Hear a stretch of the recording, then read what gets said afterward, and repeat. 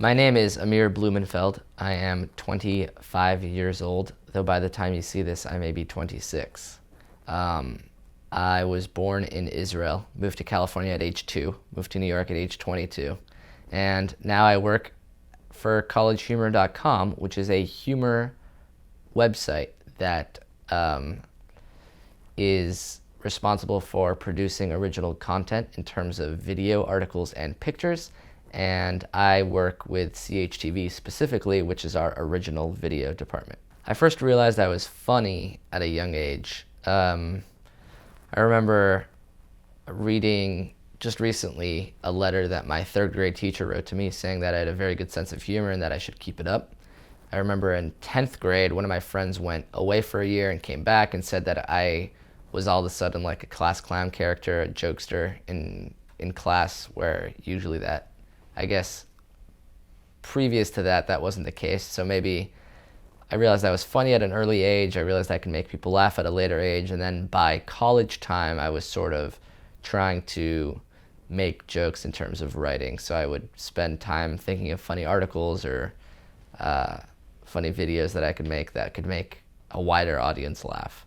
Of course, a lot of the first ones are terrible, but that's how it goes when you make stuff. The first anything you make is going to be awful, and then you gradually get better until you die.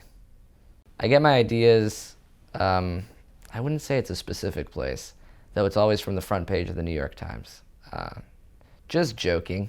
I get my ideas, I think I'm influenced comedically by lots of the television that I watched growing up.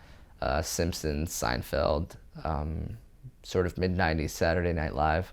It taught me how to think sort of absurdly and creatively and originally about jokes that people were making. So rather than thinking of basic jokes, which I was into as like a 6, 7, 8-year-old, 101 ghost jokes, I was learning to make jokes on jokes. So trying to take my comedy to a non-expected punchline, and then I guess I forgot the question, but I hope that there's an answer somewhere in there. My first video that I made with Jake was called Quick Characters. It wasn't even a scripted thing. It was just an idea that I had where Jake would pick up a camera, face it towards me, and tell me to act in a certain way as a certain character. And I would pick up the camera at any time during the day, face it towards him, press record, and have him act in a certain way. Just because we were kind of often doing these really unique, obscure type characters. So he would, God, I can't quite remember. Like I would put the camera on him and say, you're a guy who's, I think, making plans with your friends when one of them calls you and says that you're not really invited. So like you're trying to act as if you're actually too busy to hang out with them.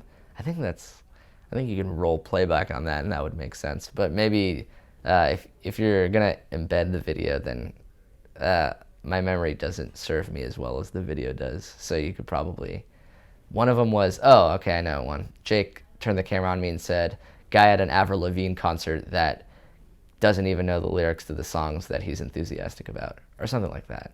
My favorite sketch, if I don't have to stay to the Jake and Amir genre, is something that I wrote. I barely even wrote it. I just sort of acted it out in a CHTV brainstorm called Moments Before Cup Chicks, where I thought it would be funny to see how the director would break the news to these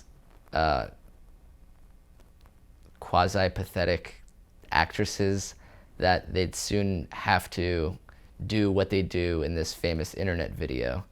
So everyone knew about this viral video that was going around the internet about two ladies who would, I don't know how in detail I can go, but it's a very disgusting, I'm trying to put it lightly, but they shit into a cup, eat the shit, then puke the shit into each other's mouths.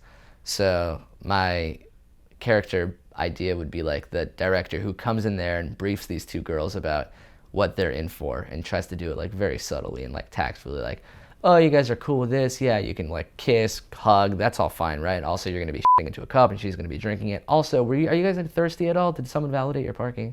So it's sort of like subliminal asides into the fact that what they're going to be doing is much more disgusting than they ever anticipated.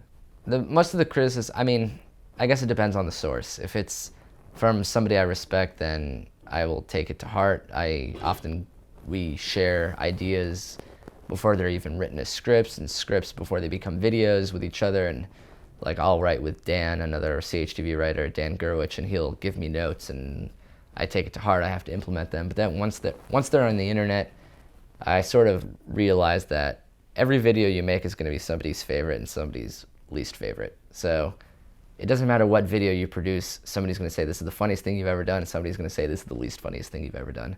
The best part about working at College Humor is just working with all of your best friends.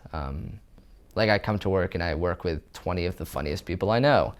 And a lot of people are like, yeah, my job's fun, but I don't really look forward to Mondays. I actually look forward to the week more than I do the weekend. The weekend is sort of my time to stay at home, relax, unwind, and try not to think about so much funny jokes. But it's kind of, I live in like a bizarro opposite world where during the week I can relax and have fun, and then during the weekend I sort of get a little bit more stressed out and like, all right, now what should I be doing with my life? My plans for the future are to sort of use what I'm learning right now in the internet world and take it to a broader audience. So eventually be able to write for television or for movies and use the fundamentals that I've learned in online content and take it to a different medium.